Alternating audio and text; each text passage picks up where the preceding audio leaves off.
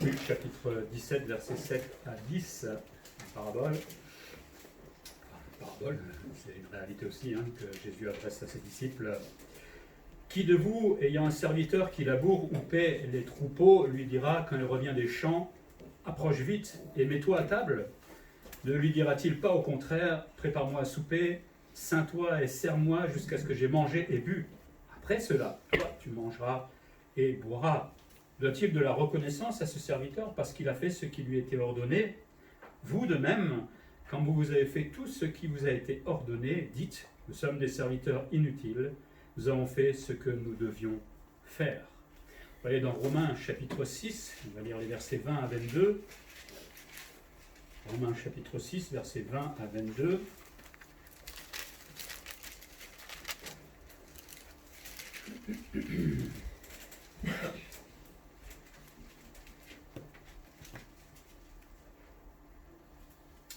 Verset 20, car lorsque vous étiez esclaves du péché, vous étiez libres à l'égard de la justice. Quels fruits portiez-vous alors?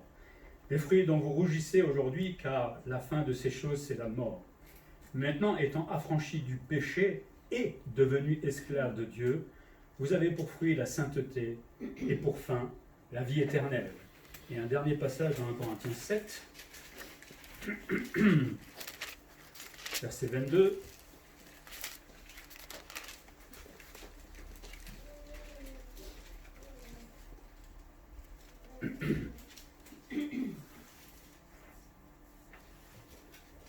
Car l'esclave qui a été appelé dans le Seigneur est un affranchi du Seigneur. Là, on parle de l'esclave vraiment à l'époque. C'est pas une image seulement. De même, l'homme libre, par contre, là, ça devient une image. L'homme libre qui a été appelé est un esclave de Christ. Alors, le titre, je sais que c'est pas le meilleur qu'on puisse trouver, mais c'est une réalité aussi que la Bible nous enseigne. Nous sommes, je suis, moi, en tant que chrétien, esclave, normalement, de Christ. À partir du moment que je me convertis, je deviens esclave de Christ. Je ne sais pas si on l'avait réalisé. Souvent, il y a la joie de la conversion, mais il y a plein de choses, et on va les voir ce matin, que le Seigneur met aussi en place à partir du moment que je nais de nouveau. Peu de chrétiens, je crois, l'ont compris, qu'ils sont esclaves de Christ. La plupart vivent en copains de Jésus-Christ. On est le pote, on est là, on a une petite relation. D'autres vivent à demi-esclaves de Jésus-Christ, et certains vivent en tant que touristes de Jésus-Christ. Ou alors, il y a carrément l'inverse, il y a ceux qui servent, mais que pour leur orgueil. Je veux être vu, je veux être le pasteur, je veux être devant, et en fait, ils deviennent eux-mêmes leurs propres esclaves. Moi, je crois qu'il y a un équilibre entre les deux, parce que entre ce que fait l'homme, généralement, c'est toujours d'un côté ou de l'autre. Il y a un équilibre entre les deux, et c'est ce que le Seigneur nous enseigne justement dans cette parabole qu'on a vue tout à l'heure. On a cet équilibre. Jésus-Christ veut qu'on soit son serviteur parce que lui a offert sa vie. C'est pas rien. Je sais pas, quelqu'un est déjà mort pour vous? Ben oui. Non, je pense pas, à part Jésus-Christ évidemment, mais si quelqu'un était vraiment mort pour moi, je crois que je lui serais reconnaissant éternellement. Mais là, c'est Jésus-Christ. Et donc, il attend quelque chose de nous. Et donc, on va avoir cinq petits points de cette nature de l'esclave de Jésus-Christ. Première chose, c'est dur ce que je vais dire ce matin, mais c'est ce qu'enseigne la Bible. L'esclave ne possède aucun droit. C'était comme ça à l'époque. L'esclave fait ce pourquoi il est fait en fait. C'est comme ça que faisait l'esclave autrefois. Il venait, il était esclave, il servait, c'était sa responsabilité, c'était son rôle, son travail dans la maison dans laquelle il était, et puis il accomplissait tout simplement la tâche que le maître lui a signée. Je te dis, tu fais, et c'est tout. Un peu comme le boulot aujourd'hui, à part que maintenant on râle un petit peu. Mais là, à l'époque, on ne pouvait pas râler. Il acceptait ou pas le travail que le maître lui donnait. Par contre, s'il refusait, évidemment, il y avait des conséquences. Et les conséquences n'étaient pas terribles à l'époque. Le chrétien, nous dit la Bible, on l'a eu dans plusieurs passages, est aussi esclave de Jésus-Christ. Esclave, le mot qui est employé là, c'est avoir une servitude, c'est être esclave, c'est être lié. Vous aimez bien l'image, on est lié à Jésus-Christ, c'est l'esclavage où on est adonné. En fait, c'est rendre esclave quelqu'un donc nous de Jésus-Christ, ou c'est réduire quelqu'un à l'esclavage au passif, être asservi par quelqu'un, ou être sous la domination de cette personne, et lui soumettre toute la personne en fait. C'est ça être esclave. Évidemment, la métaphore, c'est qu'on veut se donner entièrement, totalement à à Jésus-Christ en tant que chrétien. Dès sa conversion, ça je ne sais pas si on l'a vraiment compris, je ne vis plus du tout et plus jamais pour moi. Et oui, c'est ce que dit la Bible. Hein. Le chrétien ne vit plus pour lui, mais il commence à servir son Seigneur. Il est placé maintenant sous la seigneurie de Jésus-Christ. Et quand on est placé sous la seigneurie d'un Seigneur, hein, généralement, qu'est-ce qu'on fait? On accomplit les œuvres que le Seigneur nous demande de faire, tout simplement. Ça devient sa responsabilité, ça devient son quotidien, ça devient son travail. Et il n'a rien à dire, puisqu'il n'a aucun droit. L'esclave acceptait les corvées à l'époque sans se plaindre. Enfin bon, il ne le faisait peut-être pas devant le maître, à mon avis, mais il fait tout pour son maître en premier. C'est ce qu'on avait vu tout à l'heure dans la parabole, et c'est Jésus qui dit ça à ses disciples. Toutes les choses que vous allez faire, la première que vous allez faire, c'est pour moi, pour Jésus-Christ. Ça ne veut pas dire qu'on ne peut pas vivre, évidemment, on est d'accord, mais il faut avoir ça dans la pensée. Et seulement après, dans la parabole, l'esclave, une fois qu'il a accompli des choses pour son maître, pouvait manger, quand même, et faire tout ce qu'il avait à faire tout simplement, il pourvoyait à ses besoins, mais seulement après ceux du maître. Le chrétien, normalement, le royaume, c'est la priorité dans sa vie, et il s'occupe normalement d'abord du royaume, et ensuite on va voir pour les loisirs, ensuite on va voir pour les occupations, ensuite on va voir pour ce qui nous plaît. Mais normalement, la priorité, c'est le royaume. Le problème, c'est que beaucoup de chrétiens refusent de vivre ainsi. Il y a un syndicat dans l'Église, j'ai envie de dire des fois, et qui milite pour ne pas vivre de cette manière-là. C'est chacun d'entre nous, je vous rassure. Au fond de notre cœur, on n'aime pas entendre ça. Parce que ce n'est pas notre nature. Et donc, évidemment, on est en train de faire un petit syndicat, on est en train de râler, on est en train de dire oui, mais j'ai ma vie, etc. Oui, mais on peut murmurer devant cette réalité. Le problème, c'est qu'à partir du moment que je murmure après mon maître, je suis en train de dire que moi, j'ai des droits sur lui. Et ça, c'est pas juste. Parce que les seuls droits c'est Dieu qui les a vis-à-vis de nous. Moi, j'ai aucun droit vis-à-vis de Dieu. De toute façon, on peut essayer d'avoir des droits vis-à-vis de Dieu. Il dit un mot et on n'est plus là. Donc, si ça pouvait être comme ça avec les syndicats, je vais me faire tuer. Mais on n'a aucun droit en réalité. Même si Dieu nous appelle amis, nous aime, nous chouchoute comme c'est pas possible. Mais, normalement, on n'a pas à revendiquer des droits vis-à-vis de notre maître. Dieu répond, mais Dieu répond qu'en acceptant la grâce, si moi j'ai accepté la grâce un jour, ça voulait dire aussi que j'ai la condition maintenant, et que je l'accepte totalement, d'esclave de Jésus-Christ. J'ai accepté aussi d'être lié. On oublie souvent que la conversion, c'est ça aussi. On l'a lu tout à l'heure, Jésus m'a affranchi du péché. Vous étiez bien dans le péché, esclave du péché, dans la misère, peut-être jusqu'au suicide pour certains, mais on était affranchi de ces choses ignobles et horribles, pas pour faire notre vie tranquillement, pour le servir. Et d'après ce qu'il dit le Seigneur, il n'y a pas d'autre alternative. Je suis passé d'esclave du diable, même si je ne le savais pas, ou de moi-même et de mes péchés, pour devenir esclave, on comprendra mieux vers la fin, de Jésus-Christ. Pas pour quelque chose d'autre. Ça n'existe pas en fait dans la Bible. Le problème, c'est que ça ne nous plaît pas. Et il n'y a pas d'autre alternative. L'esclave de Jésus-Christ n'a donc aucun droit. Alors le Seigneur nous permet de prier, le Seigneur nous laisse le temps de lui poser des questions, même moi je râle des fois après le Seigneur. C'est pas ça qu'on est en train de dire, il y a une relation avec Dieu, d'accord? Mais je sais de toute façon que quand je râle, j'ai aucun droit. Des fois on perd son temps en fait à râler après Dieu, parce qu'on sait que c'est lui de toute façon qui fera ce qu'il veut, il est souverain.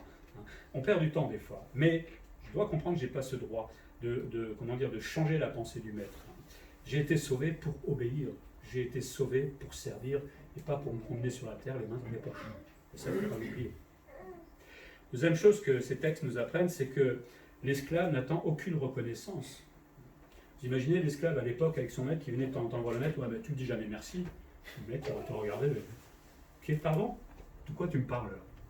C'est la même chose un peu pour le chrétien normalement, et c'est ce que dit Jésus dans sa parabole. L'esclave travaille, c'est tout. Un point, c'est tout. Il n'y a rien d'autre. Il ne s'attendait jamais à être loué pour ce qu'il faisait. Il faisait son travail normalement, c'était pour lui, c'était son salaire, c'était son pain, il avait un toit, donc finalement il y avait un intérêt là-dedans quand même, mais il ne le faisait jamais pour être loué par son maître.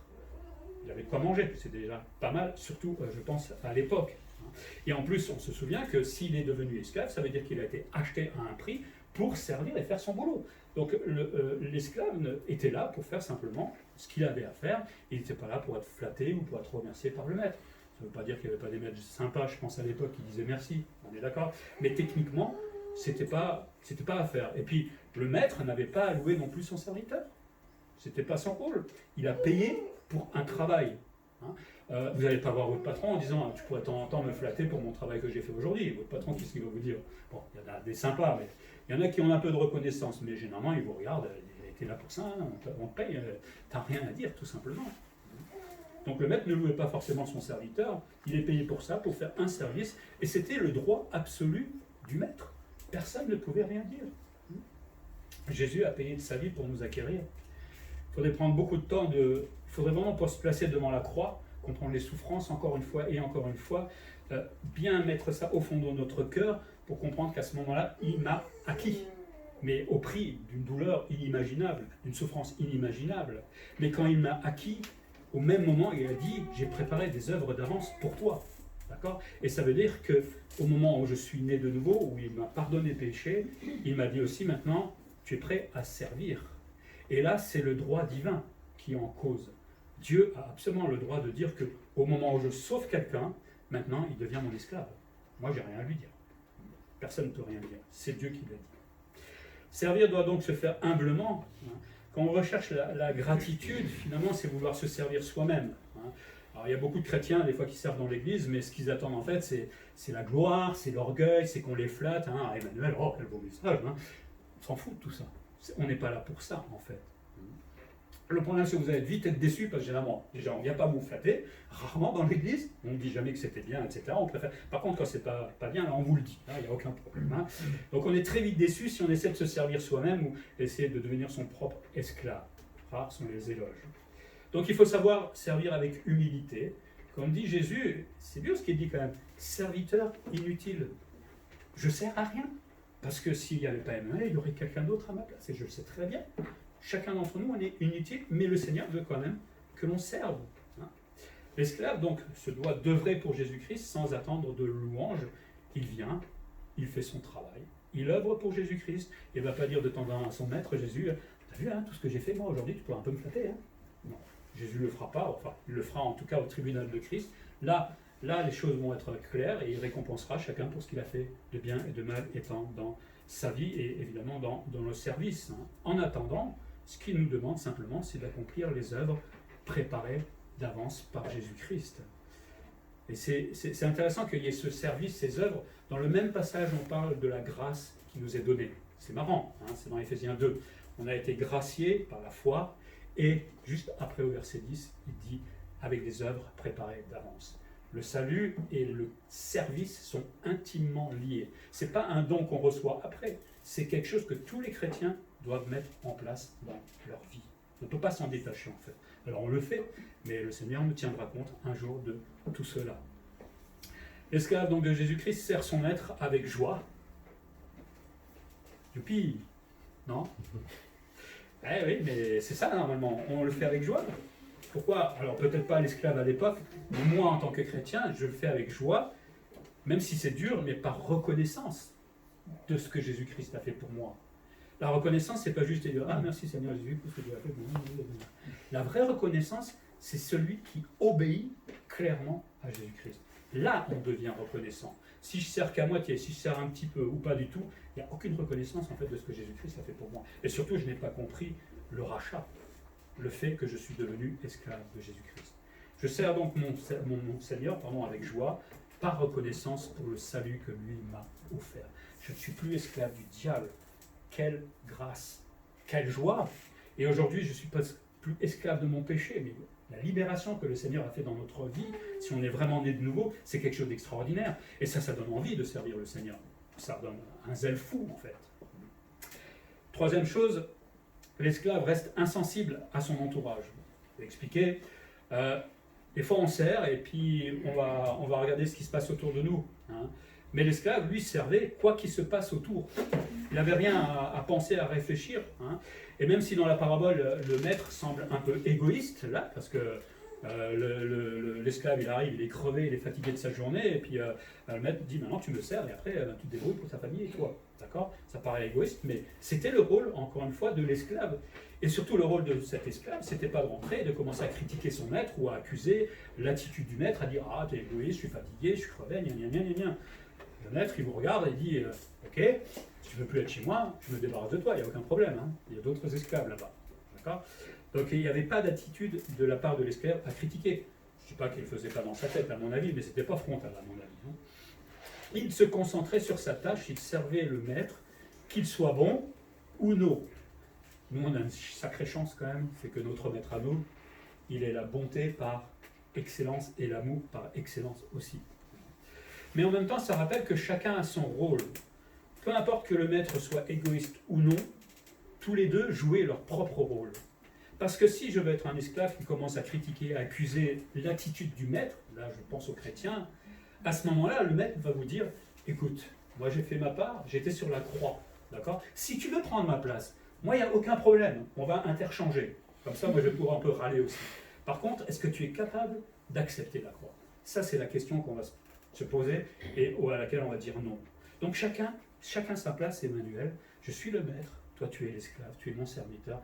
Et il n'y a pas à changer les rôles parce que de toute façon, c'est absolument impossible. Et même si je voulais y aller, à cause de mon péché, je ne pourrais pas faire l'œuvre de grâce que Jésus-Christ a fait. Chacun son rôle. Donc quand on trouve son rôle et sa place dans l'Église et avec la relation avec le maître, il n'y a plus besoin de râler, il n'y a plus besoin de critiquer. On est bien finalement, hein, on est très bien.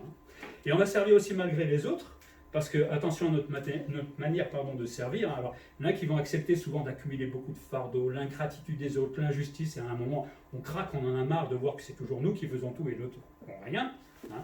Je me rappelle que j'avais discuté une fois quand j'étais dans une église avec quelqu'un, et il disait, Emmanuel, t'es jamais lassé. Là, j'ai dit, parce que moi, je ne vais pas me laisser, peser par les fardeaux, l'ingratitude, l'injustice, je dis des choses, c'est tout. Au moins, c'est réglé. Je crois que j'avais parlé avec un missionnaire qui était sous le fardeau parce qu'il n'osait pas dire les choses. Je disais les choses et ça allait très bien comme ça. Mais il ne faut pas s'accumuler ces fardeaux. Hein.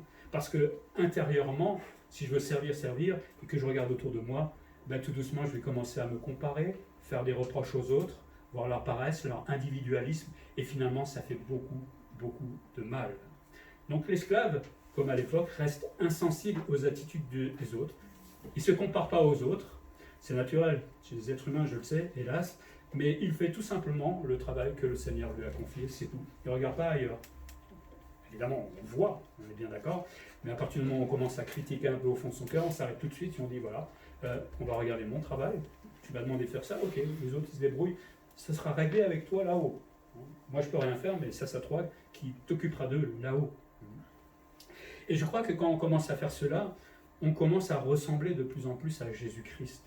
Jésus, quand il est arrivé sur la terre, il a vu toute la misère, toute la bêtise des hommes, etc., la haine qu'ils avaient contre eux, mais il était toujours focalisé vers le Père. Toujours. Il n'a jamais regardé autour. Il a repris, parce que c'était son rôle, mais le seul qu'il regardait, c'était son maître, Dieu. Et si le roi des rois, hein, et encore il faudrait rajouter roi des rois, et super, enfin bon, il n'y a pas de mot pour ça, si lui, il était le serviteur de tous, il avait les pieds, si lui, il a accepté de devenir esclave de son père à ce moment-là, qui sommes-nous hein, pour refuser ce rôle de serviteur? Et surtout pour celui qui comprend ce que je dis ce matin, vivre comme esclave de Jésus-Christ, ça paraît un peu paradoxal, mais à partir du moment qu'on se mette vraiment au service et qu'on devienne vraiment esclave de Jésus-Christ, là, je commence à devenir libre. Il y a un paradoxe. Pourquoi? Parce que celui qui ne veut pas être vraiment authentiquement esclave de Jésus-Christ, de servir comme Dieu le demande, il va toujours devoir râler, s'excuser, trouver des combines pour dire rien. Et finalement, sa conscience, elle est toujours travailler. Alors que celui qui décide de se mettre au travail une fois pour toutes, il n'a plus de problème de conscience, puisqu'il fait le travail que Dieu lui demande. C'est la liberté. On croit qu'on est chrétien des fois avec une certaine liberté, mais si on est toujours dans la tension avec le Seigneur ou avec soi-même, ou je ne sais pas, ben on n'est pas libre finalement. Et on ne vit pas ce que Dieu veut nous faire vivre. Donc être esclave de Jésus-Christ, c'est être vraiment libre. Paradoxe, mais c'est une réalité. L'esclave de Jésus sert son maître, pas pour sa gloire, on le voit, hein, pas pour sa gloriole, mais toujours pour la gloire de son Seigneur. Je ne sais pas si les esclaves à l'époque le faisaient pour leur maître, mais nous, en tant que chrétiens, si nous servons, si nous travaillons, nous voulons que Dieu soit toujours honoré, même si on fait les choses bien, etc., si on nous flatte, je ne sais pas. Écoutez, la gloire, elle revient à Dieu. Je ne dis pas qu'on ne peut pas avoir de reconnaissance, hein. J'aime bien dire merci pour le travail que les uns et les autres ont fait. Ça, c'est une chose. mais on n'est pas là pour s'enorgueillir parce que de toute façon, tout vient de Dieu. Quatrième chose que ce texte nous apprend, c'est que l'esclave doit reconnaître qu'il est inutile. Pour reconnaître qu'on est inutile, il va falloir d'abord reconnaître ce qu'on vaut vraiment. Alors, chacun se connaît, on connaît notre véritable nature, on est loin d'être parfait, et bien souvent, même dans le service pour le Seigneur, on cherche avec notre chair. Romains 7, 18, « Ce qui est bon, je le sais, n'habite pas en moi », c'est Paul qui parle, c'est-à-dire dans ma chair. J'ai la volonté, mais non le pouvoir de faire le bien. Si Paul déjà reconnaissait sa nature et son envie de servir vraiment au mieux le Seigneur, mais que de temps en temps la chair était là, voilà, on est comme ça. Et le pécheur aime l'orgueil. L'orgueil, c'est pas seulement de « regardez-moi », l'orgueil, c'est quand il est titillé aussi, quand je veux pas travailler, quand je n'aime pas que le Seigneur me dise ça, ça c'est aussi l'orgueil, d'accord? Mais alors d'autres peut-être, il y a ceux qui servent par orgueil, et puis il y a ceux qui ne servent pas du tout parce qu'ils sont paresseux ou parce qu'ils ont une autre excuse, et qui finalement défient les ordres du maître. Vous savez, quand je ne veux pas servir le Seigneur, quand je sais ce que j'ai à faire, je dis à Dieu, je ne veux pas. Je défie Dieu. Je défie mon maître tout simplement. Et en faisant cela, et ça c'est peut-être plus grave, je minimise les objectifs de la croix. Et oui, parce que ça on ne s'en rend pas compte. Quand je fais le fainéant, quand je ne fais pas ce que Dieu me dit, la croix, elle était là normalement, je dis qu'elle est seulement là. C'est que ça, la croix. C'est ça, minimiser les objectifs, parce que les objectifs de la croix, c'est le service. Donc je dis que la croix, c'était pas si important que ça, finalement. On a un cœur qui est naturel, un cœur qui est orgueilleux, un cœur qui est revêche. Le mien est comme ça, je suis comme tout le monde. On essaie de le soigner au fur et à mesure. Mais je sais que avec ça, avec cette base-là, moi, ok, je vais essayer de servir Dieu tout seul, sans Saint-Esprit, sans aide, etc. Vous croyez vraiment qu'on va produire quelque chose de satisfaisant pour le Seigneur? On va faire un petit travail mignon, mais je ne crois pas que ça soit ce que le Seigneur pourrait faire avec moi. Quand je me dis serviteur inutile, j'ai compris à un moment que ce que je vais faire pour mon service, c'est seulement parce que Dieu m'aide. Je ne peux pas le faire autrement, ou alors je vais faire des petits trucs, du bricolage, j'ai envie de dire, mais les capacités et les dons, tout ça, ça vient de Dieu. C'est lui qui m'a qualifié pour faire certaines choses, et me qualifiera peut-être pour d'autres encore. À l'époque, il avait qualifié des gens pour faire le tabernacle, et qualifie encore des gens aujourd'hui dans l'Église. Tout vient de Dieu. Je ne peux pas, à la fin d'un service pour Dieu, me dire « Purée, j'ai rien fait, j'étais bon ». Parce qu'au fond de mon cœur, moi je me dis tout de suite « Mais tout ça, ça vient de Dieu ». Donc je ne peux pas en fait m'enorgueillir. Et là encore, liberté, justement, comme on disait tout à l'heure, l'esclave se sent inutile dans le sens où il sait que tout vient de Dieu et qu'il peut faire toutes ces choses uniquement par le Seigneur. Ça donne la liberté. On n'a pas besoin de se la péter ou d'être orgueilleux. Là encore, il y a beaucoup de liberté. Donc nous ne faisons que notre travail, on l'a dit dans Ephésiens 2.10, car nous sommes son ouvrage, le mot ouvrage dit aussi poème, pour les poètes, ceux qui aiment, car nous sommes son ouvrage ayant été créés en Jésus-Christ, pas pour avoir les mains dans les poches, pour de bonnes œuvres que Dieu a préparées d'avance afin que nous les contemplions. Pratiquions, c'est pas la même chose, parce que bien souvent on est plutôt contemplateur que pratiqueurs, je ne sais pas si ça se dit, que des gens qui le mettent en pratique. Donc Dieu a préparé les œuvres d'avance, bien avant même que l'on se convertisse. Donc le service, le travail qu'il veut dans l'Église, ce n'est pas une option. Et ce n'est pas parce qu'il y a le corona aujourd'hui que ça devient une option. Ça ne change rien du tout. On peut servir partout. On sert à l'Église, on sert dans notre travail, au travers de notre témoignage, aimer peut-être ceux qui critiquent, on sert dans notre famille, dans le témoignage, dans l'exemple que l'on donne, mais on sert tous les jours en fait. Et ça, ce n'est pas une option. Je ne sers pas que le dimanche matin, et encore, souvent, on ne sert pas tous. Et quand nous servons, rendons-nous compte que c'est Jésus-Christ qui, habitant en moi au travers de son Saint-Esprit, se met à travailler pour son royaume. Et ça, c'est formidable. Quand je vais la prochaine fois faire quelque chose pour le Seigneur, je me dis que le Seigneur est au fond de moi, me fait bouger les mains, j'ai envie de dire, la bouche, les mots, etc. Et je peux travailler pour lui et faire le service qu'il attend de moi. Bien souvent, nous freinons tout cela, hélas, par mille et une excuses. Et c'est dommage parce que ce Seigneur qui est au fond de moi avec le Saint-Esprit, eh ben, il se sent un peu frustré parce qu'il ne peut pas faire l'œuvre qu'il voudrait faire avec chacun d'entre nous. Et peut-être beaucoup de choses avanceraient plus vite pour le royaume. Eh oui, si on était vraiment tous pleinement au service du Seigneur, Peut-être que cette église serait plus grande, je ne sais pas, je dis peut-être, mais les choses seraient différentes, ça c'est certain. C'est Dieu, comme dit Philippiens 2, 12, 14, c'est Dieu qui donne le vouloir et le faire. Je lis le verset. Ainsi, mes bien-aimés, comme vous avez toujours obéi, travaillez à votre salut avec crainte et tremblement, non seulement comme en ma présence, mais bien plus encore maintenant que je suis absent, car c'est Dieu qui produit en vous le vouloir et le faire selon son bon plaisir. Faites toutes choses sans murmure, sans hésitation. Quoi que nous fassions pour Christ, nous n'avons aucun mérite, puisque c'est lui qui le fait. Aussi, chaque fois qu'on va servir le Seigneur, je veux le glorifier, tout simplement.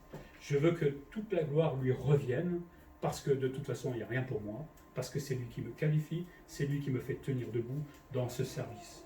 Si évidemment je le mets en pratique. Et pour tout service que nous faisons, et pour tout service que nous ne faisons pas, finalement, la gloire que celui qui se met à servir offre à Dieu, celui qui ne sert pas, finalement, retire la gloire que Dieu mérite. Et ça, c'est dommage, puisqu'il a dit que chacun a des œuvres préparées d'avance. Si on ne les pratique pas, finalement, c'est la gloire de Dieu qui est retirée, parce qu'il ne peut pas se glorifier en moi, parce que je ne fais pas ce qu'il me demande. Et là, c'est vraiment triste. Quand on est des fois un peu paresseux, on ne se rend pas compte de tout ce qui se passe aussi dans le ciel. C'est Dieu qui est affecté, quelque part, c'est sa gloire qui est affectée, c'est l'Église qui est affectée, c'est tout l'ensemble, en fait, du processus qui est affecté. L'esclave de Jésus est inutile, on l'a dit, sans Dieu, c'est clair, mais il devient absolument utile pour célébrer sa gloire. C'est à ce moment-là que je vais devenir vraiment, même si on reste des serviteurs inutiles, mais c'est en tant que serviteur inutile, dans l'humilité de ce service, que d'un seul coup, je deviens utile, mais pas pour moi, mais pour Dieu, et uniquement pour sa gloire. Cinquième chose, l'esclave est sauvé pour servir. On l'a dit plusieurs fois, le chrétien esclave va faire que son devoir, tout simplement. Parce que celui qui a accepté le salut, ou recevoir le salut, nous engage immédiatement, en tant que chrétien, de travailler pour lui. En fait, quand vous avez été sauvé, vous avez signé un CDI. Vous n'aviez pas eu les papiers, mais vous avez eu un CDI avec le Seigneur. Un contrat à durée indéterminée. Enfin, jusqu'à votre mort. D'accord ? On a signé un CDI à ce moment-là. Et oui, et Dieu ne peut pas le rompre. Pour beaucoup, le salut s'arrête juste à être délivré de l'enfer, ou la joie de ne plus être comme avant. Mais c'est ne pas comprendre le rachat. Je ne vais pas rentrer dans la doctrine du rachat, mais il faut bien comprendre que la doctrine du rachat nous rappelle qu'autrefois nous étions esclaves. C'est un marché en fait, esclaves dans ce marché du diable. D'accord ? Et on vivotait, on faisait notre vie sans savoir toutes ces choses-là. Mais on était totalement, conscient ou pas, esclaves du diable et on faisait ce qu'il nous demandait. Quand on a accepté Jésus-Christ, le Seigneur a payé de sa vie le rachat, c'est-à-dire il a donné l'argent d'une certaine manière, pas au diable, à Dieu, pour pouvoir me sortir de ce marché d'esclaves, mais pas pour devenir libre et tranquille à faire ce que je veux, mais pour devenir esclave de Jésus-Christ, pour signer ce fameux CDI avec lui. Beaucoup de chrétiens n'ont pas compris qu'on passe d'esclave du diable à esclave de Christ. Là où avant j'étais esclave du diable, alors là j'étais un pro, j'obéissais, je faisais tout. Alors là, et sans mesure, j'étais tout le temps. Par contre, dès que je deviens esclave de Christ, là on est un peu plus light, on va dire, plus tranquille. On n'est pas pressé en fait. Mais il faut bien comprendre que je suis passé d'esclave du diable à esclave de Christ, mais Christ m'appelle aussi ami. Et là c'est toute la différence parce que le diable ne va pas appeler ces gens-là amis. Mais je suis toujours dans cette position en fait d'esclave. Rien n'a changé. C'est juste la personne que je sers qui a changé. Donc être sauvé, c'est être placé au service de Jésus-Christ. La nouvelle naissance change tout avant. Avant on se servait soi-même, on servait le diable comme on a dit. À présent, je ne me sers plus moi-même et je sers uniquement Jésus-Christ. Le racheté travaille pour son Seigneur et va le démontrer, comme dit Jacques 2,8. Mais quelqu'un dira, toi tu as la foi et moi j'ai les œuvres. Montre-moi ta foi sans les œuvres, et moi je te montrerai la foi par mes œuvres. Il faut bien comprendre dans ce texte que si je ne démontre aucune œuvre, je suis peut-être en train de dire que je n'ai pas la foi. C'est pas normal que si j'ai la foi, il n'y a pas de démonstration de service et d'œuvre pour le Seigneur. Il se passe peut-être quelque chose là, et à nous de réfléchir. Et il faut aussi comprendre une chose, c'est que en fait, rien n'a changé, même je veux dire au moment où le chrétien va devenir esclave de Christ, parce que dès le commencement, on était déjà au service de Dieu. Dans le jardin d'Éden, Hein. Ils n'étaient pas les mains dans les poches dans le jardin. Hein. Il y avait quelque chose à faire. Hein. Depuis le commencement, Dieu avait créé l'homme pour qu'il soit ils étaient à deux, serviteurs et esclaves dans le jardin d'Éden. Hein. Il n'a pas dit profitez tranquillement de vos vacances pour je ne sais pas quoi. Il a dit ok, vous êtes là et maintenant vous allez vous occuper des animaux, vous allez travailler pour moi dans ce jardin. On était déjà esclaves de Jésus-Christ à ce moment-là. Hein. Alors évidemment, le péché est arrivé. Hein. Enfin, j'aurais préféré être dans le jardin d'Éden, honnêtement, que d'aller dans certains travails. Hein. Ça aurait été plus sympa de s'occuper du jardin de Dieu. Mais bon, le péché est entré dans le monde et ce péché a refusé là aussi le devoir qu'il avait quelque part, la position qu'il avait d'esclave. Adam et Ève ont dit non, j'en veux pas. Niet. Alors, ils l'ont dit autrement, évidemment, mais ils ont cherché à être des dieux eux-mêmes quelque part, et donc à être leur maître soi-même. Hein. Donc, rien n'est nouveau, j'ai envie de dire, depuis le début, finalement. L'homme a systématiquement refusé sa position d'esclave de Dieu. Et à partir de ce moment-là, une fois qu'il y a eu la chute, il a fallu réhabiliter l'homme, hein, parce qu'en refusant de servir Dieu, l'homme s'est placé au service du diable. Il n'a rien gagné, il croyait pouvoir se mettre à son service, et finalement il s'est mis au service du diable. Il s'est fait tromper royalement. Alors aujourd'hui, les gens ne sont pas conscients qu'ils sont forcément au service du diable. Oui, mais pas tous, à mon avis, la plupart non. Mais c'est ce qui s'est placé, et le monde entier, aujourd'hui, s'est placé au service du diable, et œuvre pour lui sans le savoir, hélas. Le pécheur doit, lui, être donc rétabli, pas rétabli dans le jardin d'Éden, mais rétabli dans la position qu'avaient Adam et Ève autrefois, c'est-à-dire à redevenir esclaves, serviteurs de Dieu. On retourne par la conversion, j'ai envie de dire, aux origines, tout simplement. Je redeviens un Adam et une Ève, bon, peut-être pas comme eux à l'époque, mais je retourne finalement à la position du début. On boucle la boucle, j'ai envie de dire, quelque part. Mais attention, parce qu'en acceptant Jésus-Christ, on ne fait rien de remarquable en fait. Hein. Alors c'est beau, la conversion, c'est quelque chose d'extraordinaire quand quelqu'un accepte Jésus dans sa vie. Et évidemment, on va célébrer cela, on va rendre gloire à Dieu pour cela. Mais en réalité, il n'y a rien de remarquable parce que, en fait, on reprend tout simplement la position originale qu'on avait en Adam et Ève. On redevient ce qu'étaient Adam et Ève avant qu'ils aient péché. Heureusement que Dieu a permis ça. Alors, moi j'aurais bien voulu qu'il nous permette aussi au salut de rentrer dans le jardin d'Éden en même temps, mais ça se passera un peu plus tard avec la nouvelle terre, etc. Mais on revient tout simplement au début. La boucle est bouclée. Et puisque l'homme a été créé puis racheté à la croix, hein, tout cela, ça a été toujours dans le but de servir son maître. Dieu a créé l'homme au début dans le jardin d'Éden, c'était pour le servir. L'homme a refusé. Jésus donne aujourd'hui la possibilité d'être rétabli de nouveau dans cette position d'esclave. Beaucoup de gens refusent tout simplement cela. Et ceux qui l'acceptent, des fois sont mitigés ou n'ont pas vraiment tout compris encore qu'il faut servir le Seigneur comme il nous le demande. Depuis toujours, l'homme et aujourd'hui le chrétien sont esclaves de Christ pour servir leur Créateur. Il n'y a rien d'autre à faire en fait dans notre vie de chrétien. Ça ne laisse pas d'autres options. Hein. Évidemment, il y a les loisirs, il y a un tas de choses. On peut vivre pleinement notre vie et être épanoui dans beaucoup de domaines, mais Christ est d'abord la priorité. Et quand on arrive à mettre Christ en priorité, lui va nous bénir parce qu'il va nous donner tout ce dont on a besoin. Et ça, c'est formidable. Mais il reste la priorité. Si on ne le veut pas, ça ne change rien pour ma vie à moi. Moi, je dis simplement ce que dit la Bible. C'est pour vous quand vous serez devant le Seigneur. C'est pour chacun d'entre nous qui peut-être refusons. Là, c'est Jésus qui nous dira et qui fera des reproches. Moi, je ne peux rien dire. Hein. Et là, par contre, ça sera moins drôle, à mon avis. Parce que quand le Seigneur va nous faire des reproches, le Maître, le Roi des Rois, déjà, moi, j'ai peur à fond. Alors, je ne sais pas. À nous de réfléchir là-dessus. Pour terminer, on l'a dit, se convertir, c'est quitter Satan. Hop, sort du marché d'esclaves pour se placer sous la seigneurie de Jésus-Christ. Je marche, je vis dans ma famille, dans mon travail, dans tout ce que je fais. Jésus-Christ est mon Seigneur. Et quand il m'appelle à le servir, je dis, demain. Oui, Seigneur, normalement. Oui, Seigneur. Ah, j'ai pas le temps. Non, oui, Seigneur. Vous savez, le Seigneur ne demande pas de servir 24 sur 24 non plus, il faut arrêter. Hein. Mais quand il nous appelle, quand il nous qualifie, quand il nous donne un don dans l'Église, encore est-ce qu'on le sait? Alors, oui, je suis sous la seigneurie de Christ et je me mets à œuvrer pour lui. Le mot esclave, même si on ne l'aime pas, je sais, mais c'est comme ça dans la Bible, je ne vais pas le changer pour faire plaisir. Le mot esclave incarne deux obligations.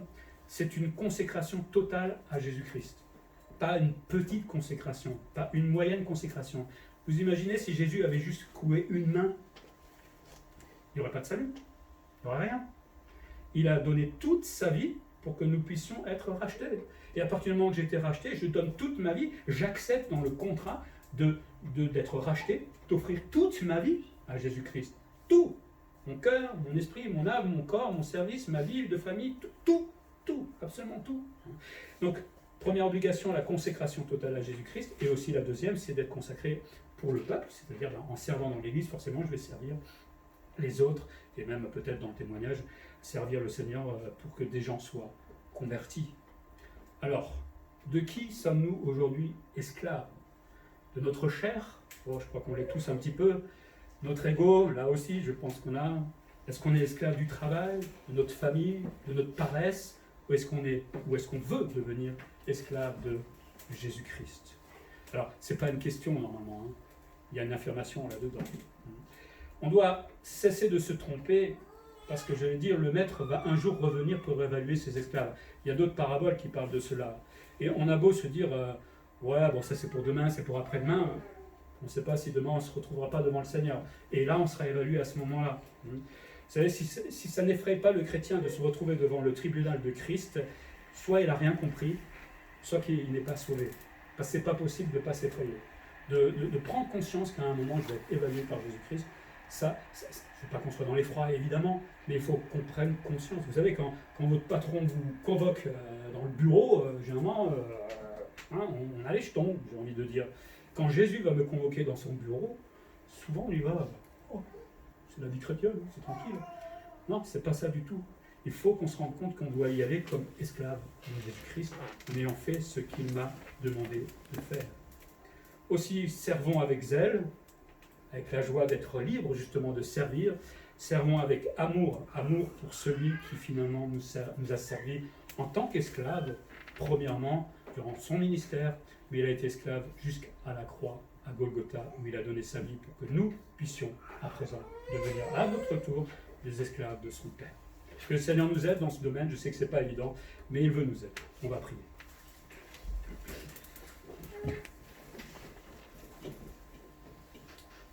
Seigneur, merci pour ta parole qui est parfois dure, mais qui est ta parole et donc c'est la vérité. Et quand tu t'es adressé à tes disciples, tu n'as pas mélangé, amoindri les vérités, tu as rappelé la responsabilité de celui que tu as racheté par ta vie sur la croix, à devenir serviteur, à devenir esclave, à se placer sous ta seigneurie, Seigneur. Tu nous connais chacun d'entre nous, on est loin d'être parfait, je crois que personne n'est parfait ici, mais tu veux nous aider à devenir plus proche de toi dans ce domaine-là, à vraiment peut-être remettre en question notre vie et se dire peut-être que tu n'es pas à la première place et pourquoi pas maintenant te mettre à la première place, ça ne m'empêche pas de vivre, mais faire finalement ce pourquoi j'ai été racheté. On l'a dit, tu as préparé des œuvres préparées d'avance pour moi.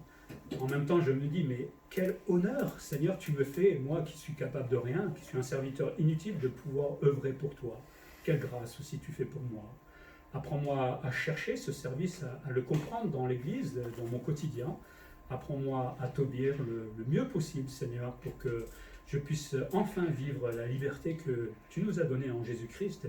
Non pas une vie d'excuses, de râle et de je ne sais pas quoi, mais une vie vraiment libre, parce que tout simplement obéissante et fidèle à toi.